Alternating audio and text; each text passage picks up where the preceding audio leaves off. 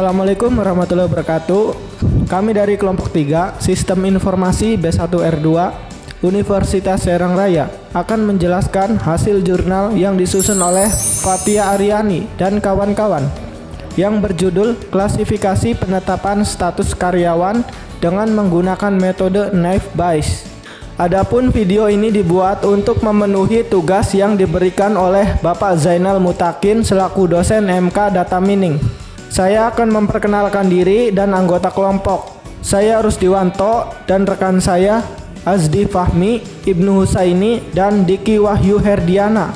Langsung saja kita ke pembahasan pertama, yaitu pendahuluan yang akan dijelaskan oleh saya sendiri.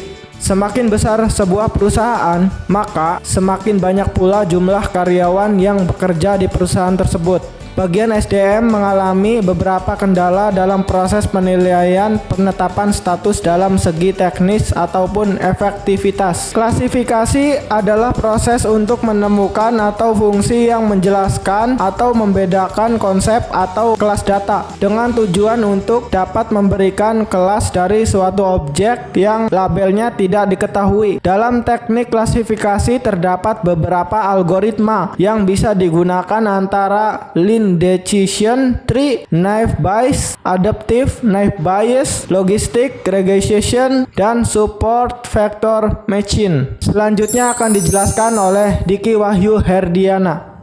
Saya Diki Wahyu Herdiana akan menjelaskan algoritma Naive Bayes.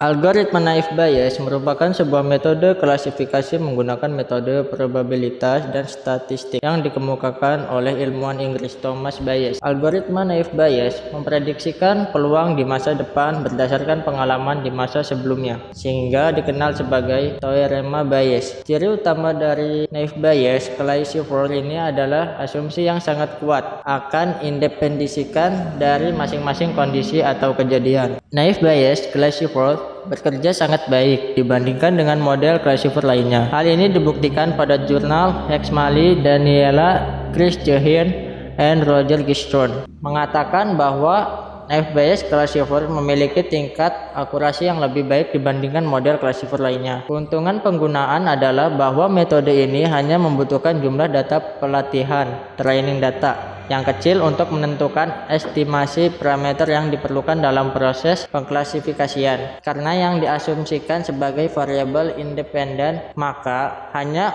varian dari suatu variabel dalam sebuah kelas dibutuhkan untuk menentukan klasifikasi, bukan keseluruhan dari matriks covariance. Tahap dari algoritma Naive Bayes adalah menghitung jumlah kelas atau label, menghitung jumlah kasus per kelas, kalikan semua variabel kelas, bandingkan hasil per kelas. Kelebihan dan kekurangan Naive Bayes yaitu mudah untuk dibuat, hasil bagus. Kekurangannya, asumsi independen antar atribut membuat akurasi berkurang karena biasanya ada keterikatan. Selanjutnya akan dijelaskan oleh Azdi Fahmi. Assalamualaikum warahmatullahi wabarakatuh. Perkenalkan, nama saya Azdi Fahmi. Tadi sebelumnya sudah dijelaskan teori mengenai Naive Bayes. Kali ini saya akan menjelaskan mengenai pembahasan dan hasil perhitungan metode Naive Bayes menggunakan aplikasi Microsoft Excel. Contoh kasus dalam jurnal yaitu tentang klasifikasi penetapan status karyawan yang diangkat atau tidak.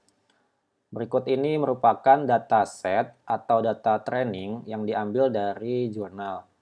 Nah, di sini kita dapat lihat terdapat 4 atribut, yaitu absen, attitude, psikotes, dan wawancara.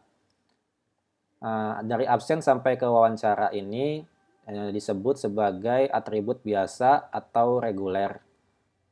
Keempat atribut ini akan mempengaruhi atribut kelas. Nah, yang diangkat ini merupakan atribut kelas atau label, karena merupakan hasilnya. Sedangkan karyawan di sini tidak menjadi atribut karena karyawan ini tidak mempengaruhi hasil dari kelasnya. Ini hanya untuk penamaan saja. Nah, di dalam atribut ini terdapat kategori. Contohnya di atribut absen ada kategori bagus dan kategori cukup. Di sini cuma ada 2 kategori, yaitu bagus dan cukup, maka dapat disebut sebagai binomial. Jika lebih dari 2 kategori, contohnya di atribut psikotes, ada kategori tinggi, sedang, dan rendah, maka disebut sebagai polinomial. Selanjutnya, langkah-langkah perhitungan menggunakan metode naive Bayes-nya itu sendiri. Pertama, menghitung probabilitas kelas atau labelnya. Untuk mendapatkan probabilitas kelas atau label, kita cari dulu jumlah seluruh data di kelasnya. Kita bisa menggunakan sama dengan konta dari kelasnya. Maka kita dapat data sejumlah 30. Nah, sekarang kita cari nilai ya di dalam kelasnya. Maka kita bisa menggunakan sama dengan contif dari data kelasnya, kriterianya adalah ya. Maka jumlah data ya di dalam kelas ini adalah sebanyak 17. Menghitung probabilitasnya, kita tinggal ini dibagi dengan jumlah datanya. Sebanyak ini 0,7. Jadi probabilitas diangkat sama dengan ya itu sebesar 0,567 dan probabilitas diangkat sama dengan tidak itu sebesar 0,433. Selanjutnya yang kedua, menghitung probabilitas untuk masing-masing atributnya. Nah, di sini kan ada 4 atribut, yaitu ada absen, attitude, psikotes, dan wawancara. Nah, pertama kita hitung di probabilitas di atribut absen.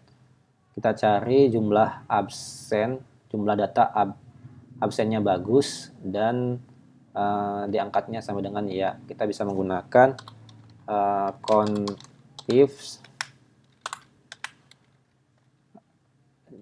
pertama kriteria range-nya dari absen dan kriterianya adalah bagus,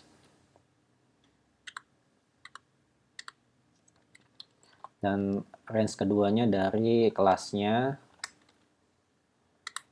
kriterianya adalah iya. Maka dapat angka 9. Kita copy. Jadi nilai absennya bagus dan diangkatnya sama dengan ya itu sejumlah 9 data. Maka kita tinggal copy dan untuk cukup sebanyak 8. Kita geser lagi ke sini, ini kita ubah menjadi tidak. Oke. Jadi absen, probabilitas absen jumlah data absennya bagus dan diangkatnya tidak itu sebanyak 7 dan absennya cukup dan diangkatnya tidak sebanyak 6 data. Maka untuk mencari probabilitasnya kita bagi jumlah datanya dibagi total datanya. Kita dapat 0,529, kita geser. Ini juga tidak, jumlah tidaknya dibagi ini totalnya. Maka didapat 0,358. Jadi probabilitas absen sama dengan bagus dan diangkatnya sama dengan ya, maka sebesar 0,529. Untuk probabilitas absen sama dengan bagus dan diangkatnya sama dengan tidak sebesar 0,538, serta kalau probabilitas absen sama dengan cukup dan diangkatnya iya sebesar 0,471. Selanjutnya untuk absen, probabilitas absen sama dengan cukup dan diangkatnya sama dengan tidak sebesar 0,462.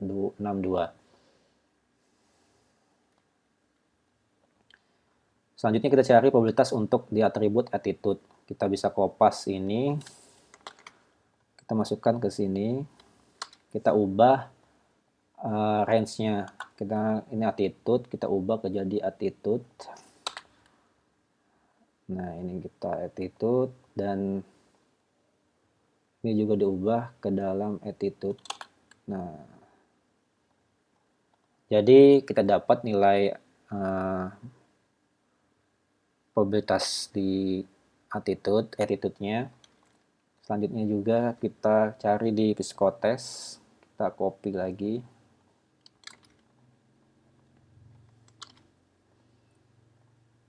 Kita ubah range-nya jadi attitude, jadi ke psikotest.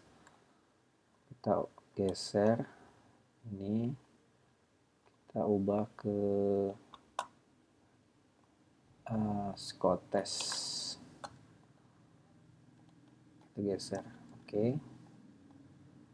Kita bagi dan oke, sekarang udah dapat. Selanjutnya yang terakhir di atribut wawancara, kita copy kembali, kita paste, kita ubah range-nya jadi ke wawancara dan ini juga ke wawancara. Nah, seperti ini.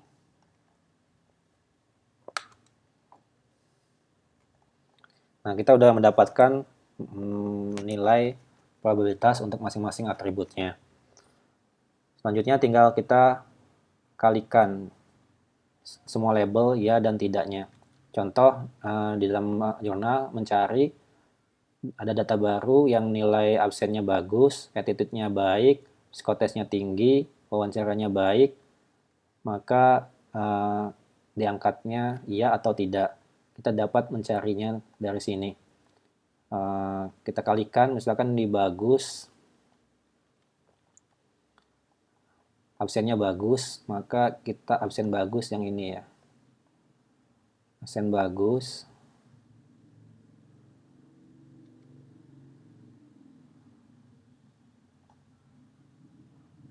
Absen bagus.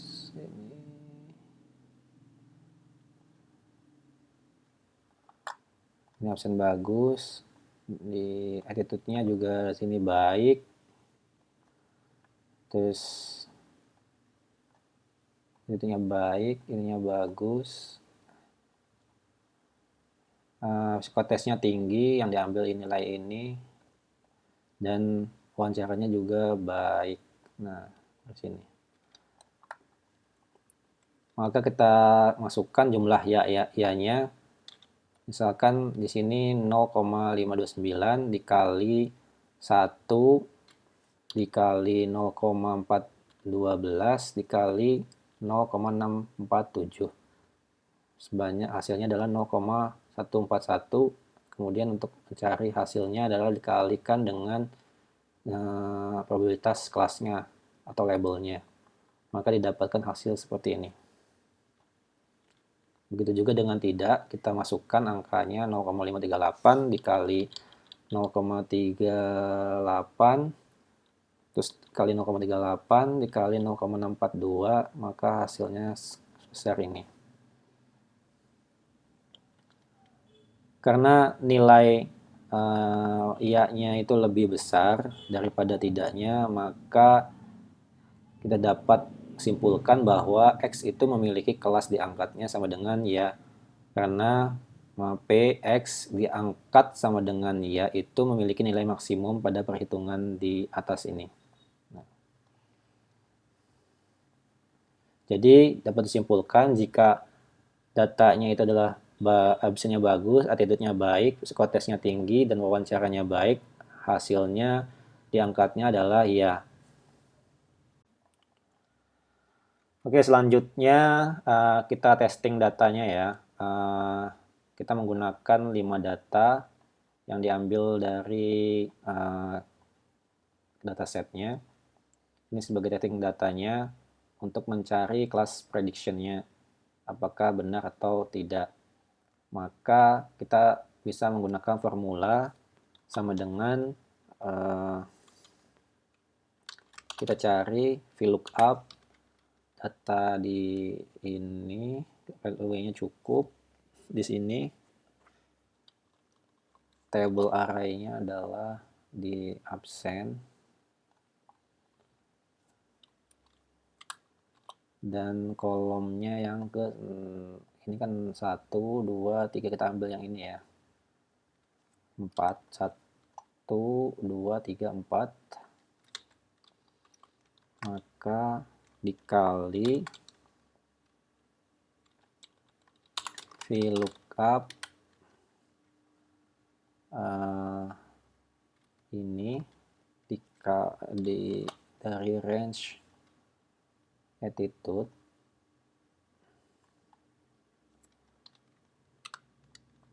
kolomnya juga 4 juga,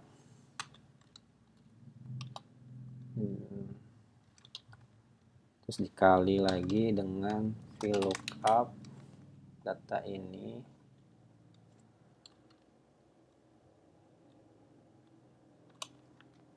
dari range table psikotes 4 juga, dikali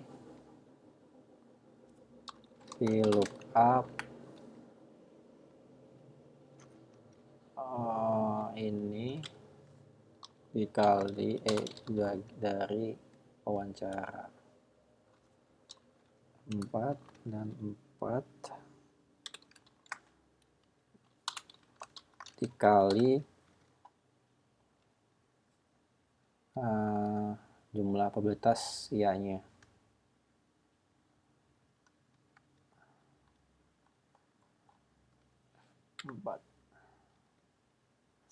Enter.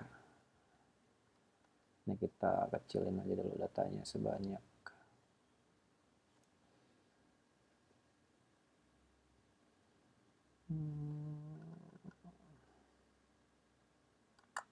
ini.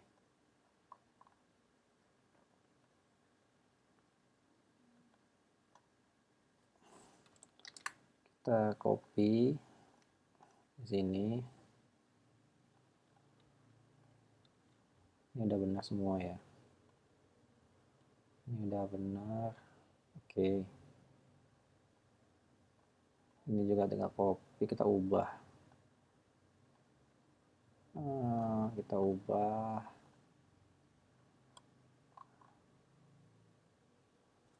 ininya baik sedang ya, dan ininya kita ubah ke tidak.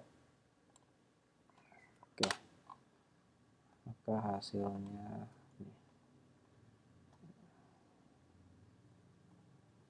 Nah, seperti ini.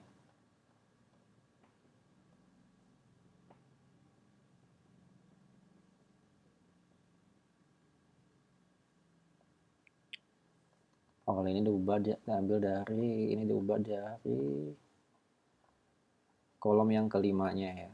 Kita ubah ini jadi 5. Ini 5, 5, dan 5.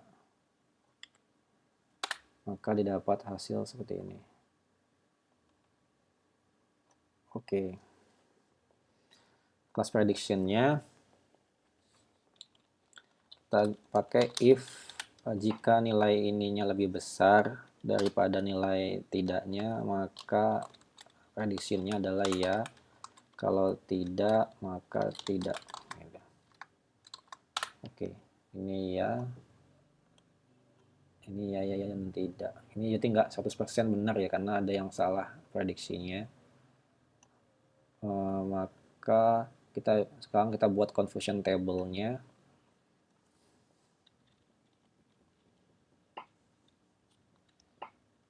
Prediksinya ya, kelasnya ya 1, 2, dan 3.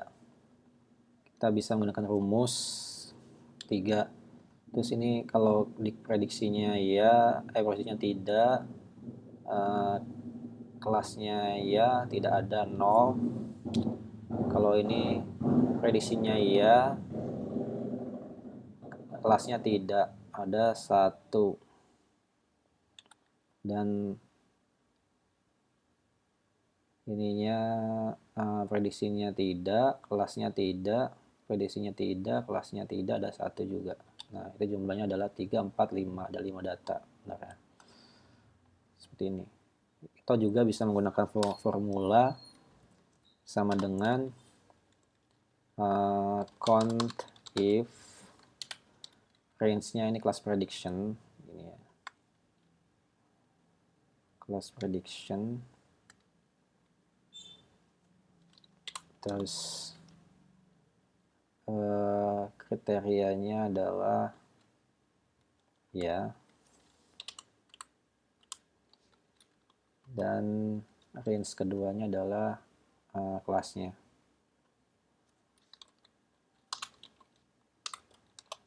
Dan ini ya. Nah, ini 3. Kita ubah dulu, ini ada yang salah. Oh, ini di lock dong. Ini di lock, maaf. Ini di lock terlebih dahulu. Nah, seperti ini. Ini 3, ini 0. Nah, ini kita ubah juga. Ini jadi tidak. Nah, seperti ini. Jadi jumlahnya sama kayak tadi ya.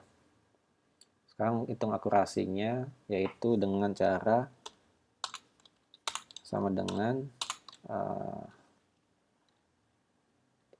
ini ditambah ini dibagi sum jumlah dari datanya gitu. Jadi akurasinya adalah 80%. Oke.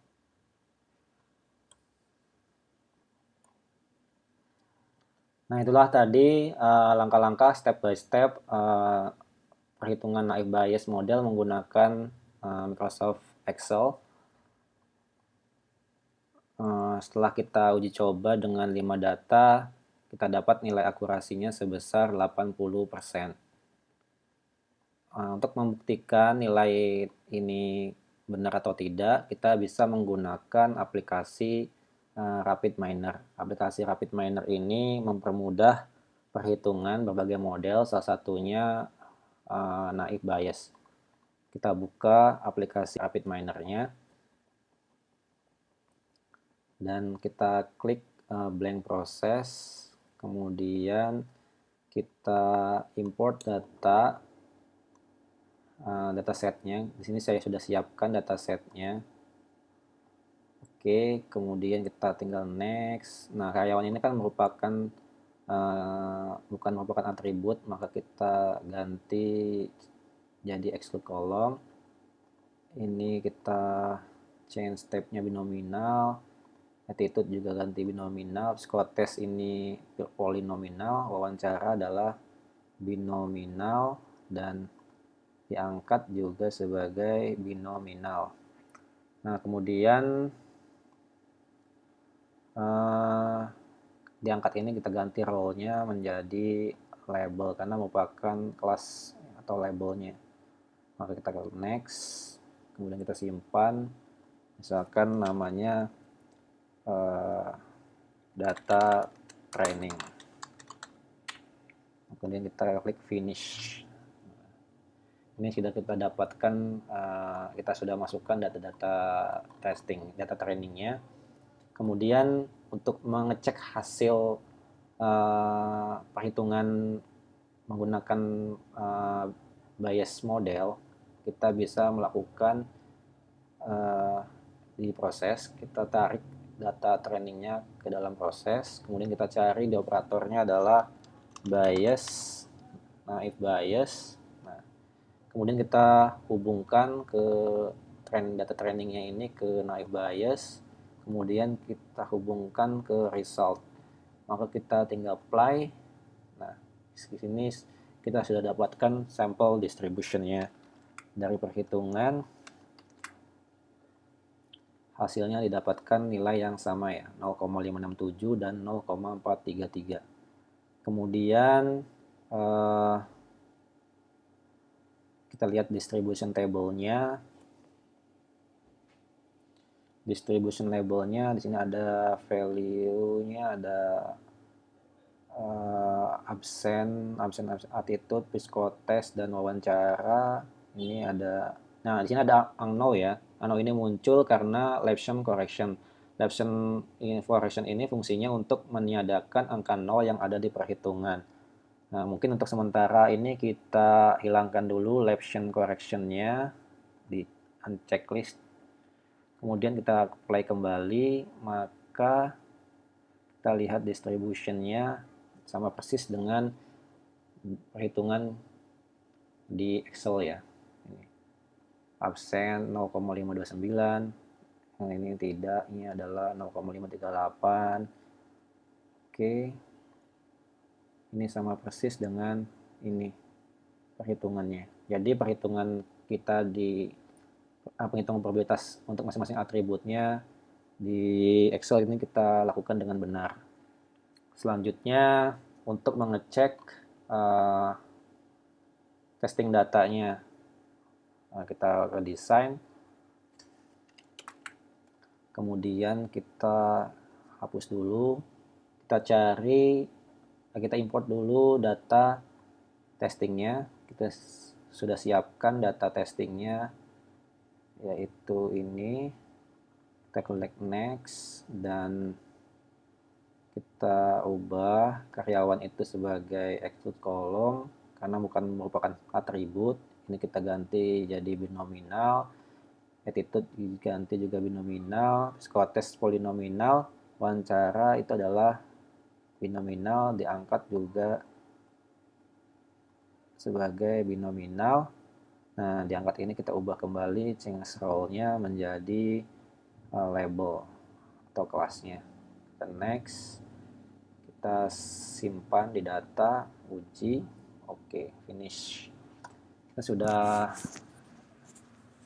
menampilkan data testingnya. Kemudian kita hubungkan, kita masukkan data ujinya di data testingnya ke proses.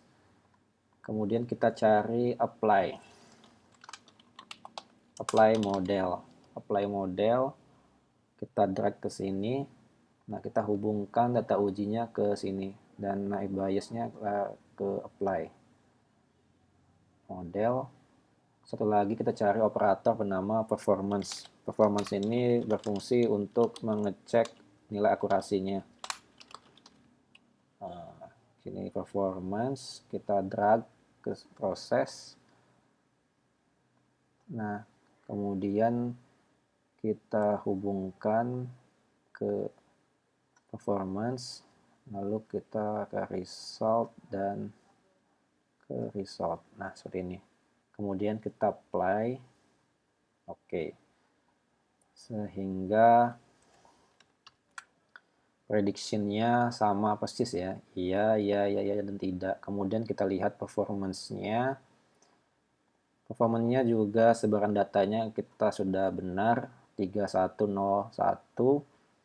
Nah, akurasinya sebesar 80%. Nah, di sini juga 80%. Jadi, kesimpulannya data perhitungan data menggunakan Excel ini sudah benar ya. Oke. Mungkin itu saja yang bisa saya jelaskan. Selanjutnya akan dijelaskan oleh Ibnu Husaini. Dan dari pembahasan kupas jurnal yang kelompok kami sudah jelaskan, dapat kami simpulkan bahwa proses klasifikasi penetapan status karyawan Dengan metode manual, banyak sekali menuai kendala permasalahan karena waktu dan subjektif pemilihan. Dengan penelitian klasifikasi penetapan status karyawan, didapatkan pola yang tepat dengan metode Naive Bayes dan Rapid Miner, yang mana metode ini sangat membantu dalam mengatasi masalah tersebut, sehingga diharapkan dapat membantu dalam proses pengklasifikasian penetapan status karyawan ini. Mungkin cukup sekian untuk pembahasan kupas jurnal dari kelompok kami mengenai pengklasifikasian penetapan status karyawan dengan metode Naive Bayes. Mungkin bisa bermanfaat bagi kita semua. Kurang dan lebihnya mohon maaf. Terima kasih sudah menonton video ini.